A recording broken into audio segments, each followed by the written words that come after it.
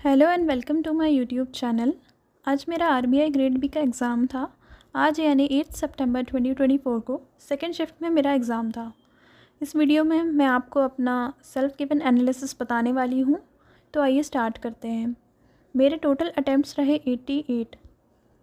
4 sections आए थे, जीए, English, quant, reasoning. सबसे पहला सेक्शन था जीए, जिसमें मैंने 28 अटैम्प्ट्स किए। मैंने प्रीवियस ईयर के पेपर्स लगाए थे और आप सभी ने भी एनालाइज़ किया होगा कि क्वेश्चंस बहुत टफ़ आते हैं आरबीआई में और बहुत लेंथी आते हैं। मतलब आपने जो भी पढ़ा हुआ है मैक्सिमम चीज़ें तो क्वेश्चन में ही रहती हैं, तो बहुत ज़्यादा इन डेप्थ में क्वेश्चंस आते हैं। तो इस बार लेकिन कंपैरेटिवली प्रीवियस ईयर के इतना ज़्यादा लेंथी क्वेश्चंस नहीं थे जीए में। फिर भी जितने के बारे में मैं श्योर थी मैंने उतने अटैम्प्ट किए। फिर आते हैं इंग्लिश पे। इंग्लिश में मैंने 24 अटैम्प्ट किए। इंग्लिश में मैंने वो क्वेश्चन छोड़े जैसे कि वोकैब के कुछ वर्ड्स होते हैं जिनके बारे में हम श्योर नहीं होते, तो मेरे हिसाब से वहाँ रिस्क नहीं लेना चाहिए। तो मैंने सिर्फ 24 अटैम्प्ट किए जिनके बारे में मैं श्योर थी। फिर आते हैं क्वांट में। क्वांट मैं बोलूँगी बहुत टफ़ सेक्शन था। इसमें 2 डीआई आए थे और स्पीड मैथ्स में से सेकंड शिफ्ट में मिसिंग नंबर आए थे, सॉरी रॉन्ग नंबर आए थे, और बाकी के अरिथमेटिक के क्वेश्चंस थे।